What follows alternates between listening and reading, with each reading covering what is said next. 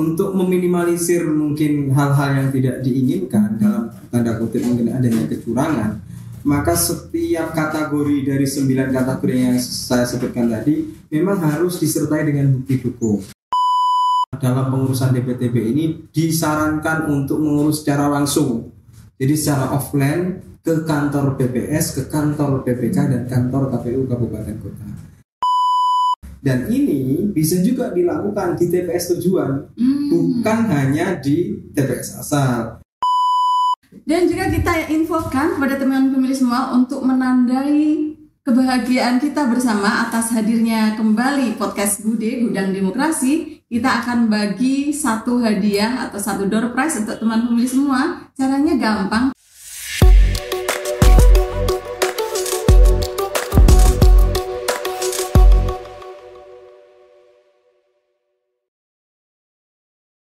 Assalamualaikum warahmatullahi wabarakatuh. Salam sejahtera untuk kita semua. Halo teman pemilih dimanapun Anda berada. Kali ini kita berada di Gude, Gudang Demokrasi, podcastnya KPU Kabupaten Trenggalek.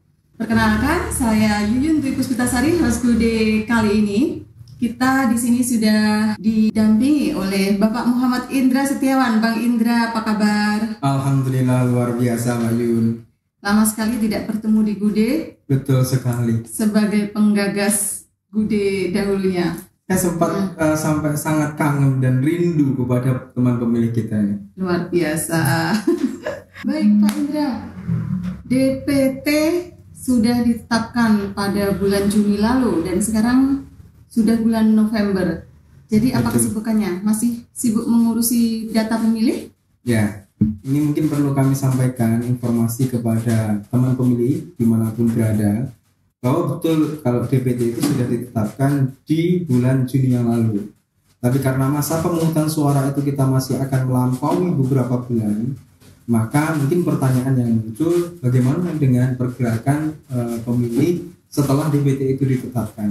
Nah, KPU telah mengantisipasi terkait dengan pertanyaan ataupun persoalan yang mungkin muncul setelah DPT ditetapkan, yaitu dengan adanya mekanisme daftar pemilih tambahan atau juga dikenal sebagai daftar pemilih pindahan. Daftar pemilih pindahan alias DPTB. Nah, artinya tadi sudah. Sekarang itu kira-kira ada syaratnya atau kriterianya bagaimana Pak Indra? Baik, jadi pemilih yang bisa menggunakan hak pilihnya tidak di TPS dia di mana dia terdaftar itu memang ada kriteria khusus. Jadi tidak asal sekedar saya ingin nyoblos di sana, saya ingin nyoblos tidak di tempat saya. Tapi secara regulasi di PKPU 7 2022 ataupun juga di 2023 itu sudah diatur. Memang ada beberapa kategori yang diperkenankan untuk bisa mengurus DPTB. Yang pertama, dia bertugas di tempat lain. Terus kemudian dia menjalani rawat inap ataupun sekaligus bagi keluarga atau pendamping yang sedang menunggu dia dirawat. Kemudian untuk mereka yang tertimpa bencana, terus menjalani tahanan baik itu di rutan ataupun di lapas. Terus mereka yang penyandang disabilitas yang dirawat di panti sosial, selanjutnya mereka yang menjalani rehabilitasi narkoba, ini khusus untuk pemilih dalam negeri ya.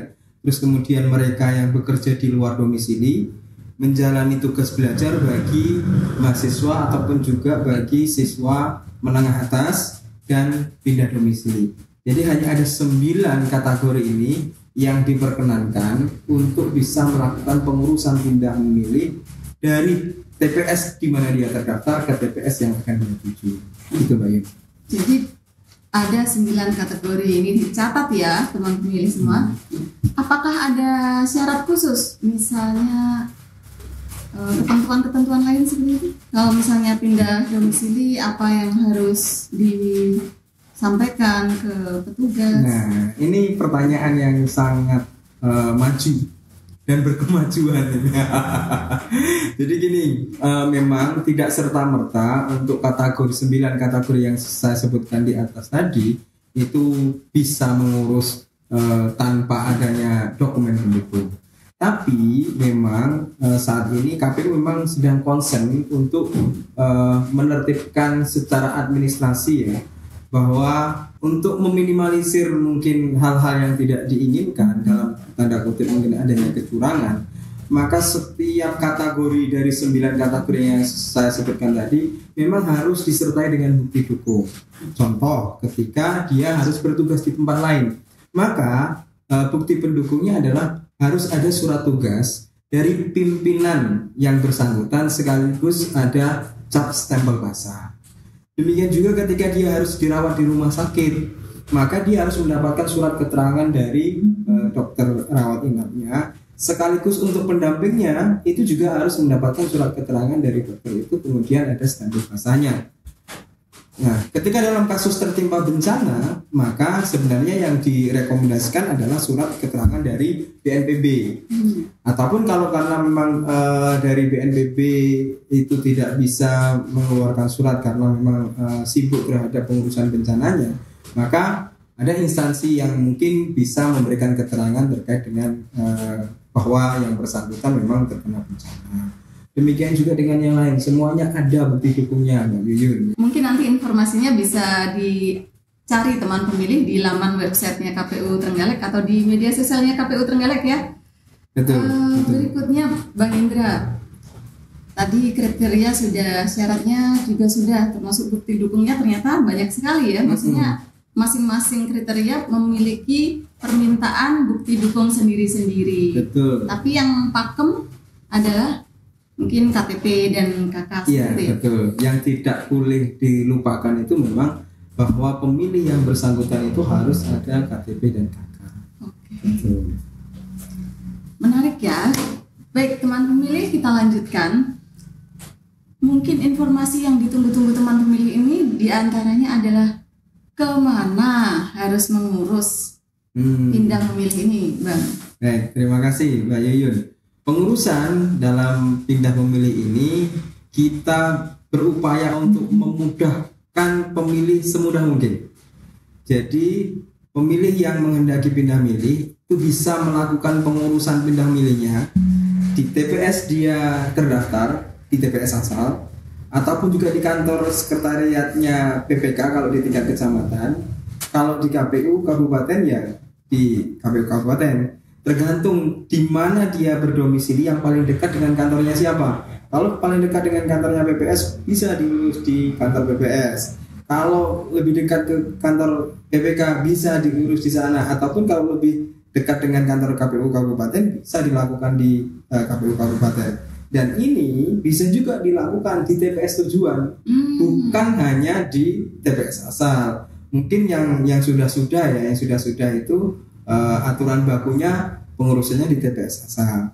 Nah, di pemilu 2024 nanti kita dimudahkan, pemilih akan dimudahkan dengan diperkenankan mengurus itu di TPS asal, baik TPS PPK KPU Kabupaten Kota ataupun di TPS tujuan, sama juga di PPS PPK ataupun juga di kabupaten di KPU kabupaten. Yang penting harus komplit dengan bukti dukungnya, itu Mbak Yuni. Termasuk kalau ini tujuan pindahnya ke luar negeri misalnya, bagaimana? Iya, jadi sifat KPU yang sekarang ini lebih akomodatif ya. Artinya baik itu pemilih luar negeri ataupun pemilih dalam negeri yang ketika suatu hal tadi itu memaksa dia tidak bisa menggunakan hak pilihnya, tetap bisa menggunakan hak pilihnya baik di luar negeri ataupun di luar negeri. Syaratnya hanya satu, dia harus sudah terdaftar di DPT. Tanpa itu maka tidak akan bisa, walaupun dia pengen nyoblos secara syarat mungkin terpenuhi, tapi ketika dia belum terdaftar di dalam DPT maka dia tidak akan boleh mengurus DPTB begitu. Wah, ternyata banyak sekali peraturannya, tapi tenang, ini nanti akan bisa kita runut. Berikutnya, apakah pengurusan pindah memilih ini tidak bisa dilakukan secara online? Nah, pertanyaan yang sangat menohok. Memang sampai sejauh ini belum ada mekanisme yang mengatur kita dalam melakukan pelayanan melalui online. Jadi sementara ini memang kita dalam pengurusan DPTB ini disarankan untuk mengurus secara langsung. Jadi secara offline ke kantor BPS, ke kantor PPK dan kantor KPU Kabupaten Kota. Jadi mohon maaf sampai sejauh ini memang kita belum mendapatkan kewenangan untuk melayani pemilih yang akan pindah pemilih itu dengan melalui jalur online. Gitu Pak Iyu. Oke, berikutnya waktunya ini Pak. Tadi sudah ngomong banyak syarat, kriteria, bukti pendukung. Nah, waktunya ini kapan? Waktu mengurusnya, apakah sekarang sudah bisa dilakukan permohonannya dan sampai kapan bisa dilakukan? Nah, ini berkaitan dengan kapan mengurus DPTB ini. Jika kita memang yakin sudah bisa dipastikan pada tanggal 14 Februari 2024 kita tidak akan menggunakan hak pilih di TPS di mana kita terdaftar, maka mulai dari sekarang bahkan dari kemarin-kemarin ini sudah bisa melakukan pengurusan pindah memilih. Cuma memang ada batasan waktunya Pak Yuyun ya, bahwa sesuai dengan PKPU 7 ataupun juga di Undang-Undang Pemilu itu, bahwa kita untuk 9 kategori yang saya sebutkan di atas itu bisa melakukan pengurusan maksimal 30 hari sebelum hari H pemungutan suara. Jadi kalau hari H pemungutan suara tanggal 14 Februari, 30 harinya tanggal berapa Mbak? Tanggal 15 Januari? Nah betul, tanggal 15 Januari ini adalah masa terakhir pengurusan untuk 9 kategori di atas. Cuma kemudian ada kelonggaran yang diberikan melalui keputusan MK 2019. Itu ada 4 kategori yang bisa melakukan pengurusan sampai H-7. Nah ini adalah sesuatu yang patut untuk kita syukuri karena ada kelonggaran. Coba bayangkan kalau hanya ada 30 hari sebelum hari H tanpa ada kelonggaran 7 hari untuk kriteria tertentu, ini tentu akan menjadi pertanyaan besar. 4 kategori yang diberikan kelonggaran melalui putusan MK itu adalah: 1, bertugas di tempat lain. Mungkin di awal tidak terprediksi ya Mbak Yuyun ya. Ternyata setelah H-25, H-20 karena dia itu mungkin ASN lah atau karyawan di perusahaan apa, dan kemudian mengharuskan dia ditugaskan di tempat lain, maka orang-orang dengan kasus seperti ini bisa mengurus sampai H-7. Kemudian yang kedua adalah menjalani rawat inap. Nah, menjalani rawat inap ini berbeda dengan yang tadi di awal. Ya, kalau tadi di awal itu sampai kepada pendampingnya, yang ini khusus untuk yang menjalani rawat inap. Pendampingnya tidak boleh. Ini khusus untuk yang menjalani rawat inap. Dan yang ketiga adalah yang tertimpa bencana, dan kita berharap tidak ada bencana di Trenggalek. Kemudian yang keempat adalah menjalani kurungan ataupun menjadi tahanan, baik itu di rumah tahanan ataupun di lapas. Begitu Mbak Yuyun. Jadi ada batasannya, ada H-30 maksimal dan H-7 itu maksimal. H-7 4 kriteria. Nah, silakan teman pemilih cek sendiri nanti termasuk kategori yang mana dan waktunya pengurusan batas akhirnya silakan dicatat ya. Kalau memerlukan pindah memilih silakan cek dengan lengkap dari awal sampai akhir podcast kita hari ini. Berikutnya tentang surat suara. Nah, bagaimana dengan surat suara yang akan diperoleh oleh para pemohon DPTB ini? Nah, berkaitan dengan surat suara, memang juga sudah diatur melalui beberapa surat dinas, ditegaskan di surat dinasnya KPU bahwa orang pindah memilih itu dia akan menerima hak sesuai di tempat di mana dia akan menggunakan hak pilihnya.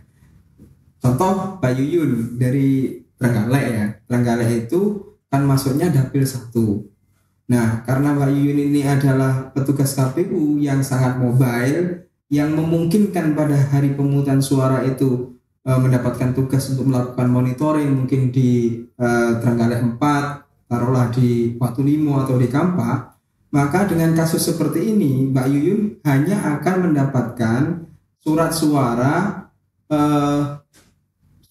presiden wakil presiden, DPR RI karena dapilnya sama, terus kemudian DPRD provinsi dan DPD. Untuk DPRD Trenggalek, Mbak Yuyun tidak berhak untuk memperolehnya di waktu 5. Jadi hanya ada 4. Demikian juga pemilih yang akan pindah ke wilayah lain, kita akan sesuaikan. Sudah ada formula-formula khusus yang kemudian bisa dipedomani oleh baik itu penyelenggara ataupun oleh pemilih kemana dia akan pergi, maka dia akan mendapatkan berapa surat suara itu sudah ada pakemnya. Jadi tidak bisa memang disamakan bahwa saya orang Trenggalek, karena suatu hal saya harus bertugas di Tulungagung, maka saya menuntut harus mendapatkan 5 surat suara, nggak boleh. Karena Tulungagung dengan Trenggalek secara dapil RI kita sudah berbeda, dapilnya Jawa Timur juga berbeda. Jadi begitu penjelasannya Mbak Yuyun ya. Untuk surat suaranya tergantung kemana dia akan pindah, jadi berapa yang akan dia dapatkan itu tergantung kepindahannya kemana. Gitu. Berarti ini masih ada persamaan dengan pemilu sebelumnya, bahwa ketika seseorang melakukan pindah memilih, ada potensi surat suara yang diterima tidak akan sama dengan di DPT asal, ya, di betul, DPS asal. Betul. Dan lagi yang khususnya untuk yang luar negeri, Mbak Yuyun ya. Walaupun orang Trenggalek dia bekerja di luar negeri, dia akan mendapatkan 2 kartu surat suara. Satu untuk presiden dan wakil presiden, yang kedua adalah untuk DPR RI dapil DKI 2. Mengapa DKI 2? Kita orang Trenggalek kok harus milihnya DKI 2? Ya ini bahasa regulasinya seperti itu. Kita nggak dalam kerangka untuk menafsirkan harus minta dapilnya Trenggalek, enggak. Harus sesuai dengan regulasi seperti itu. Nah, berikutnya ketika teman pemilih sudah melaksanakan permohonan, misalnya di kantor sekretariat PPS, PPK, atau mungkin di KPU Kabupaten Trenggalek, kira-kira teman pemilih ini akan mendapatkan suatu dokumen gitu atau tidak untuk dibawa ke TPS? Tapi jangan mengharap mendapatkan door prize ya. Ini sepertinya Mbak Indra ini sudah mengkode untuk memberikan door prize bagi teman pemilih khusus edisi hari ini. Wih, siap.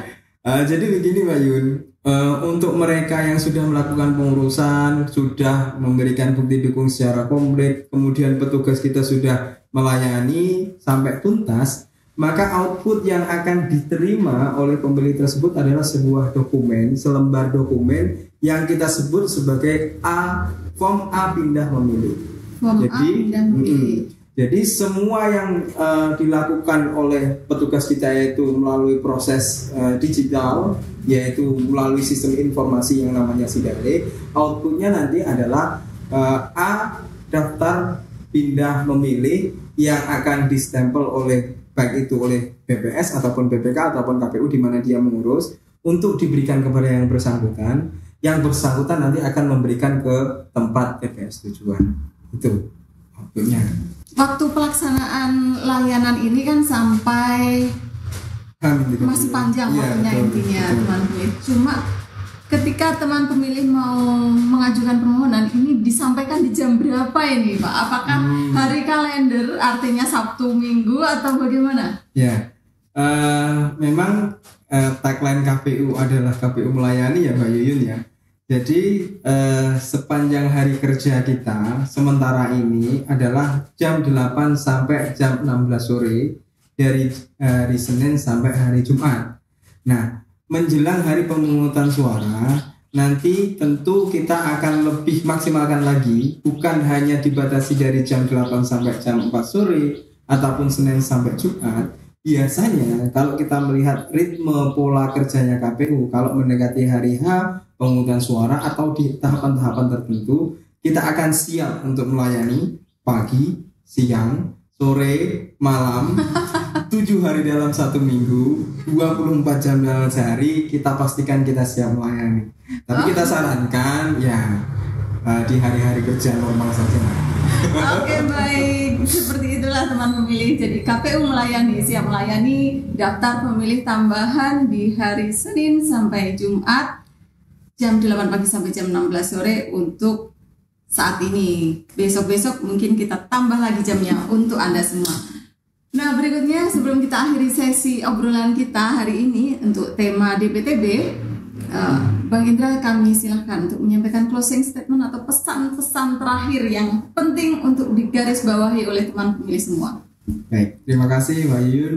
Teman pemilih dimanapun Anda berada, jangan ada keraguan, jangan ada kekhawatiran terhadap bahwa suara Anda tidak akan terakomodir pada hari pemungutan suara ketika Anda memiliki tugas di tempat lain ataupun menjalankan tugas-tugas dari pimpinan. KPU Kabupaten Trenggalek beserta jajaran berkomitmen tinggi untuk menertibkan secara administrasi terkait dengan pengelolaan pemilu, salah satunya adalah terkait dengan daftar pemilih tambahan. Tentu ini dikandung maksud supaya kami sangat siap untuk bisa memberikan pelayanan maksimal dalam hal ini penyediaan surat suara kepada pemilih yang melakukan pindah memilih ataupun dalam kategori yang lain.